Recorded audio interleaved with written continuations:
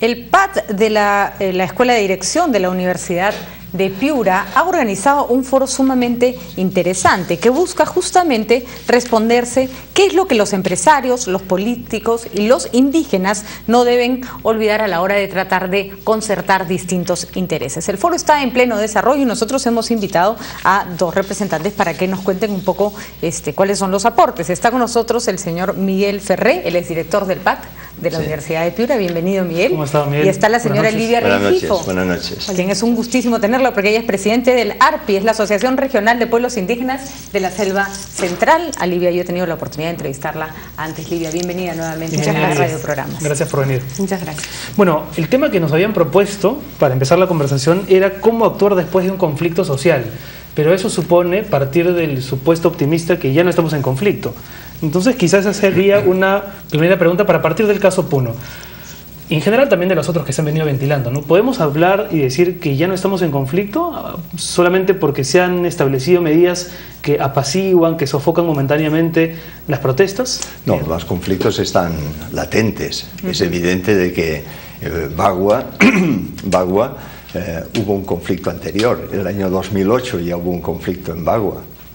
Lo que pasa es que se prometieron una serie de hechos, ¿no?, de medidas que no se cumplieron. Entonces el baguazo fue consecuencia de estar un tema latente. Claro, el estallido no es el conflicto empieza mucho antes. Mucho antes, es evidente, ¿no?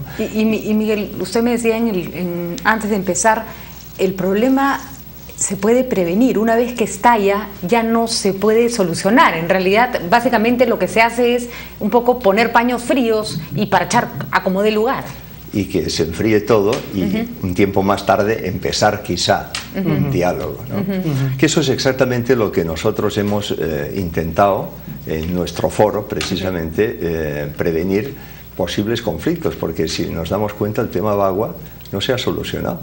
Antes que Livia nos explique un poco la naturaleza de la representación de los pueblos indígenas y cómo funcionan estas asociatividades, quería preguntarle cuál podría ser la fórmula, porque da la impresión que, por ejemplo, Susana Villarán tiene una forma de trabajar en que ella dice que hay que concertar, y hay quienes consideran que eso le quita capacidad de gerencia. Por otro lado, el gobierno central, el gobierno de Alan García, no se ha caracterizado precisamente por su concertación y eso ha generado conflictividad. ¿Cuál es el punto medio entre conversar, no conversar, concertar o no concertar? ¿Existe algún tipo de protocolo que se pueda seguir? Bueno, yo creo que hay un protocolo de que estamos entre seres humanos y que todos tenemos que respetarnos. Yo creo que hay una palabra clave que se llama respeto. Punto número uno. El punto número dos es que los seres humanos somos todos iguales y tenemos que comunicarnos, pero para que haya diálogo tiene que haber una base fundamental que se llama confianza. Si no hay confianza no puede haber diálogo. Ahora, para que haya confianza tiene que haber verdad. O sea, por tanto, y tiene que haber una relación que llegue a ser de amistad. Entonces, con verdad y amistad puede haber comunicación, puede haber diálogo, todo. Pero tan iguales no somos en el sentido, Livia, en que cada pueblo tiene su propia idiosincrasia y lo que significa el río para una comunidad amazónica, por ejemplo, no significa lo mismo que para un minero que necesita sacar agua para su mina, ni lo mismo que significa para el Estado que requiere ese recurso para otras cosas. ¿Ustedes se sienten comprendidos cuando tratan de exponer cuáles son sus necesidades? El caso es lo siguiente, en el mundo indígena amazónico, y podría ser en varios espacios también, tanto de la sierra como algunas cosmovisiones de afroperuanos y otros pueblos más, la forma de cómo uno ve las cosas, cómo obtiene y cómo valora los recursos, especialmente hablando de la Amazonía, los recursos naturales, tal vez sean diferentes a los intereses vistos de lo externo, y de cómo empiezan a valorar y cuánto, ¿qué te digo? De qué forma empiezas a a utilizar esos recursos que uno cuenta, que el país cuenta. Por ejemplo, para los pueblos indígenas es muy importante los recursos naturales, la naturaleza y lo que contiene en ella, pero también en la sociedad externa se puede ver de un país, de una riqueza más de explotación, de aprovechamiento. Pero para los pueblos indígenas algunas de esas cosas que se encuentran en la naturaleza o en la Amazonía son sagradas. Pero no quiere decir... Es un tema bien interesante porque, por ejemplo, para la ley el Estado peruano es dueño del subsuelo, es decir, de los recursos naturales. Pero ustedes, por ejemplo, en el día a día, ¿cómo sienten esa relación con el subsuelo, con el producto de la tierra? Hace unos días llegó de Simón, el expresidente regional de Lambayeque y expresidente del Consejo de Ministros, señalaba que deberían ser las propias comunidades las dueñas del subsuelo, dueñas de esos recursos naturales para que negocien directamente con la empresa sin la mediación del Estado. Para ustedes, por ejemplo, ¿esa es una salida interesante, atendible, o sí prefieren que haya una presencia del Estado en la negociación? Por supuesto que sería tal vez una de las propuestas positivas, pero también somos conscientes de que las normas legales no permiten hasta llegar a estos espacios, y para que puedan llegar son procesos que pueden pasar y en vez de solucionar cosas pueden prevenir conflictos, porque ambas sociedades tienen los mismos diferentes intereses, ¿no? De que, por ejemplo, para nosotros podría ser una de las propuestas de salida, pero sin embargo el gobierno actual tiene pues una visión de interés más diferente a la nuestra. Y entonces, por lo tanto, lo que nosotros podríamos plantear de que todo esto lo que pasó, empezando de lo de Bagua, que hemos estado muy de cerca, la única razón de que ha generado los conflictos sociales es el desconocer de los intereses y la forma de cómo uno ve el desarrollo del país. La sociedad externa tiene su propia visión, como le vuelvo a decir, y la sociedad del mundo indígena también lo mismo. Y eso no quiere decir de que los pueblos indígenas estemos en contra del desarrollo o ajenos al desarrollo. Nosotros estamos aptos para poder demostrar la capacidad de contribuir con el desarrollo del país, siempre en cuando que seamos escuchados, nuestras propuestas y nuestras propias formas de cómo vemos nosotros la integración del desarrollo actual. Hace poco, ¿recuerdas, Pati? Vino un especialista del CIES y comentaba eso, que el diálogo no es solo un momento, no es dos personas conversando en un determinado punto durante un par de horas. Es un proceso mucho más largo.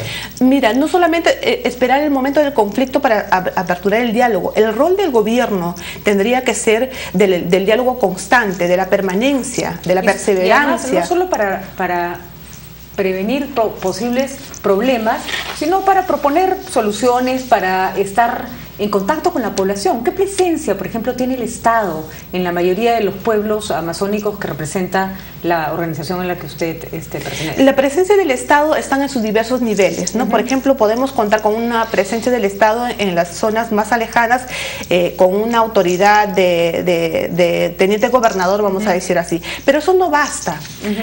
El punto clave es de cómo hacemos una mesa, un espacio donde que la continuidad de esta participación y el planteamiento de las diversas necesidades sean planteadas en 3 niveles. Por ejemplo, si hablamos de pueblos indígenas, Estado y otras instancias más que están interesados en contribuir con el desarrollo. Miguel, y los empresarios, porque esa es como la tercera pata de la mesa, ¿no es cierto? ¿Cómo encajan? Porque una cosa es el Estado, que tiene derecho a poner reglas y a decidir cómo se maneja el territorio nacional. Por supuesto están los pueblos indígenas o cualquier comunidad que ocupe un espacio que también tiene derecho a opinar. Sí. ¿Y cuál es el espacio de acción que tienen los empresarios en este rol? Una de las cosas que estamos de alguna manera proponiendo, y precisamente en ese diálogo con todos los dirigentes indígenas que han venido de toda la selva, han venido casi 70 de todas partes, un planteamiento que me parece que puede ser innovador y me parece muy interesante, es decir, es que no hay intereses contrapuestos. ¿Por qué? Porque los indígenas quieren su territorio, evidentemente, y por eso están dispuestos a lo que sea. Los empresarios no quieren el territorio. Lo que quieren son explotar racionalmente y amigablemente, de acuerdo con las personas que están ahí, pues los recursos que están ahí. Entonces, claro, si tú lo miras así, entonces si empiezas a decir, bueno, un empresario lo que quiere es explotar eso, pero que los pueblos que están ahí participen, palabra mágica, participación. Y participación no es darles migajas, participación es que contribuyan en una parte, como su mismo nombre indica, en una parte importante, no sé cuánto, pero una parte importante de los beneficios de esta explotación, uno.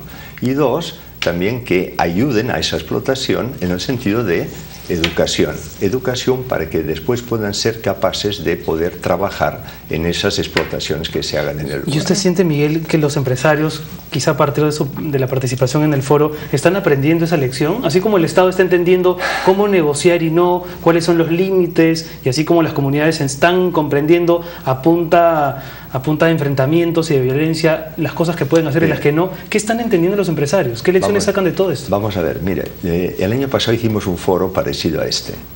Como también se está hablando, es un proceso. El año pasado sentimos que había una desconfianza enorme por parte de los indígenas, por parte de los empresarios, para ponerse juntos para conversar. Esa es nuestra, puedo estar equivocado, pero eso es mi percepción.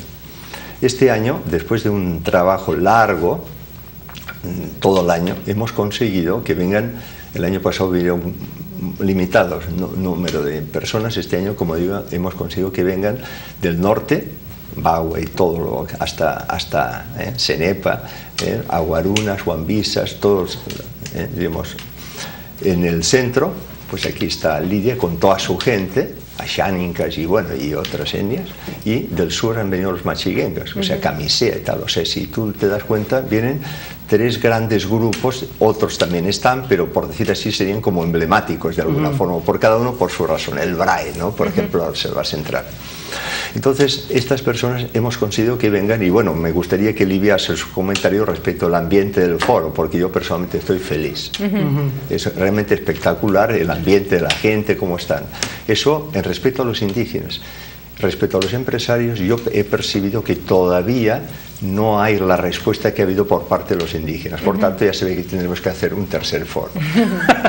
Les falta todavía comprender esta relación que implica más igualdad, ¿no? ¿Sabes qué pasa, Patricia? Lo que pasa es que yo lo que percibo es que, como todo, no se puede generalizar. Oye, hay unos empresarios que la ven clarísima. Por ejemplo, esta mañana está inaugurando el evento con Lidia, Pedro Lachea, presidente de la Sociedad de Industrias. Yo creo que tiene una visión muy interesante, muy innovadora, muy valiosa. No sé qué piensa. Y que además los empresarios, digamos, en todo este conflicto, lo que máximo pueden perder es inversión, ¿no? En cambio, los indígenas, los pobladores, pierden mucho más que eso, pierden dignidad, pierden tiempo, pierden trabajo, etc. Pierden tierras, pierden vidas, ¿no? Ahora, Livia, la capacidad de organización de los pueblos, porque muchas veces se dice no hay con quién hablar, no se puede dialogar porque no están organizados, cuando la vida comunitaria, sobre todo en comunidades amazónicas, implica en realidad un trabajo político constante. No se toman decisiones unilateralmente, se escogen las autoridades dentro de las comunidades, ¿no? Todo se hace vía asambleas. Cuéntanos un poco, porque creo que hay como un desconocimiento de cómo funcionan estos pueblos más alejados, ¿no? La verdad es que el tema de organización desde las propias perspectivas organizativas del pueblo indígena nace desde hace muchísimos años, simplemente no es tan conocida ni visibilizada la forma de organización. Los pueblos indígenas están organizados desde sus familias y es por eso que se forman las comunidades, y las comunidades se agrupan de 10 a 30 o a 120 comunidades que forman las federaciones locales, y las federaciones locales, ya sean de 3 a 13, como es de ARPI, que representa 13 federaciones locales con 5 pueblos étnicos situados en 4 departamentos, Pasco, Huánuco, Cusco y Junín, que hacen una organización regional en la cual represento. Y luego a nivel nacional está AIDECEP, y que tenemos 2 instancias, que es AIDECEP y CONAP. Y luego a nivel internacional con los 9 países, incluyendo a Perú, que es la COICA. Entonces hay una organización más organizada que ustedes, nadie. De verdad, ¿eh? Por supuesto. Entonces lo que pasa es que existe un desconocimiento de nuestra forma de organización, y también tal vez de nuestra parte no hemos sido tal vez muy la popularidad y la publicidad, que siempre hemos sido reservados. Nosotros reconocemos de que los indígenas somos bastante reservados y minuciosos de poder hacer las cosas bien. Pero es verdad además que en estas organizaciones que acabas de nombrar, Livia, existe la tendencia a no tomar nunca decisiones unilaterales. No se puede imponer, justamente por eso están organizados de esa manera. Por supuesto, la imposición que pueda venir de fuera, que sentimos de que pueda atropellar con algunos intereses propios y colectivos de los pueblos, pues siempre tenemos que tener previsto las cosas. Pero sin embargo, hay cosas que sí te permiten decidir siempre en cuando que las cosas sean positivas y de bienestar colectiva. Y por lo tanto, la organización de los pueblos indígenas, el que no quiera verlo, que no lo vea así. Y nosotros sí sabemos de cómo estamos organizados y cuáles son las normas que nos permiten actuar y hasta dónde. Y se respetan las jerarquías. Por supuesto que sí. ¿Cuál es la apreciación, por ejemplo, de las comunidades de la repentina entronación de personajes como por ejemplo el señor Adubiri, que es el que termina negociando con el Estado y casi pareciera que solamente cuando se satisfagan las necesidades y requerimientos del señor Adubiri, la cosa va a estar en paz? ¿Hay personajes que representan verdaderamente a las comunidades o que aprovechan el escenario conflictivo para cobrar determinado protagonismo?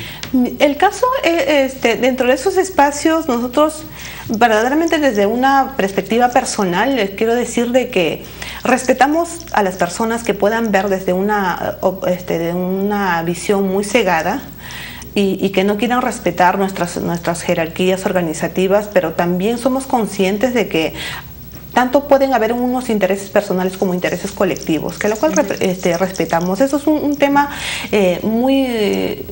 ¿Qué te puedo decir? Un tema muy delicado que se podría ver de otro espacio con mucho tino, con mucha más cautela.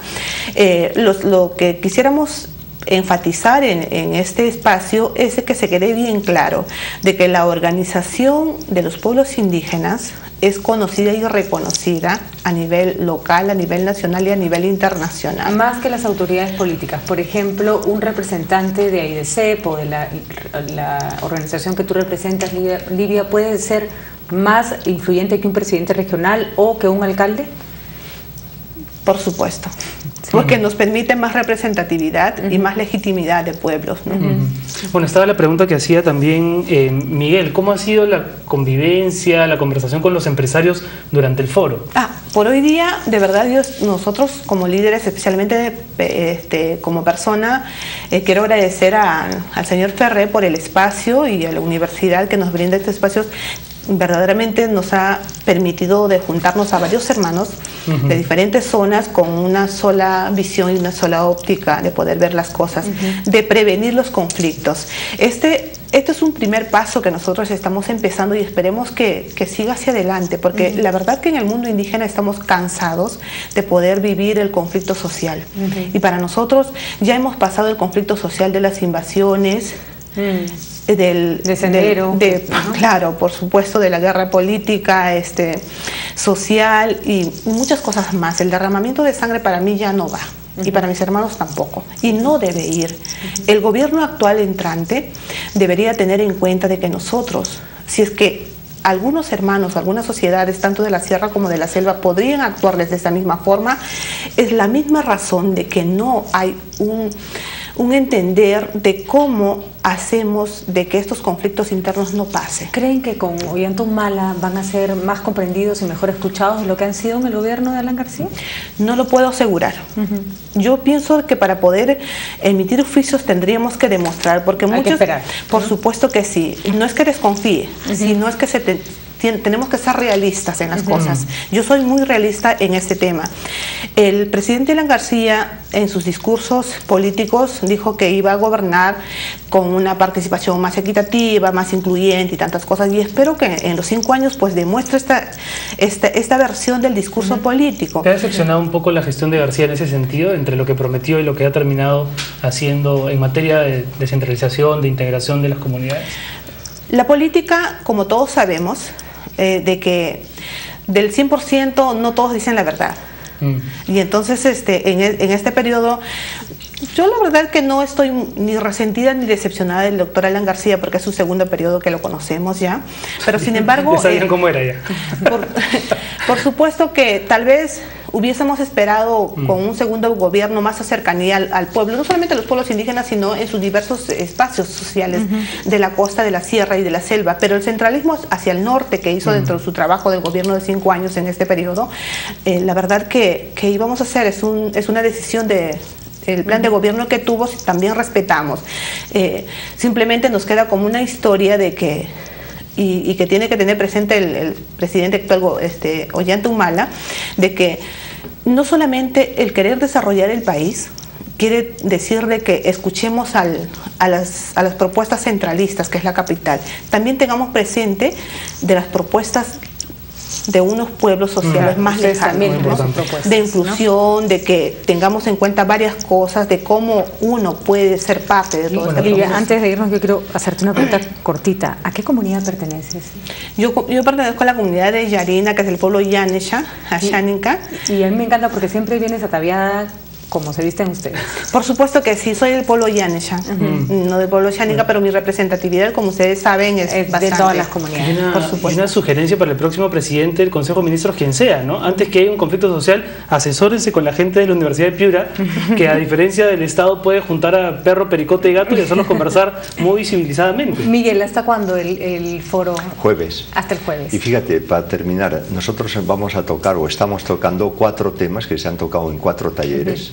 Que son los temas claves: el tema de territorio, el tema de medio ambiente, el impacto ambiental, el tema de participación, ley de consulta, y el tema que a mí me parece el más importante de todos, porque de alguna manera sintetiza el desarrollo integral. Y la persona es lo que vamos a hacer es un documento que esperamos pasar al próximo gobierno para que sepa desde el inicio de su gestión pues qué pensamos y qué piensan pues las personas implicadas. Muy bien, muchísimas gracias, Miguel, y felicitaciones, Lidia. Y ojalá se comprenda con mayor claridad eso que vienes señalando. Son pueblos organizados con los que se puede dialogar y que no solo están para escuchar propuestas, sino también para proponer. Para proponer, y también como líderes que somos, quiero decirle al presidente Ollanta Humala de que vamos a estar siempre vigilantes en este gobierno, más de cerca, para prevenir conflictos. Muy bien. Muy bien, Livia. Livia Rengifo y Miguel Ferrer estuvieron con nosotros. Una grata visita para nosotros. Nos vamos. Estupenda conversación. Muchas gracias. Sí, vamos a una pausa y regresamos. Muchas gracias.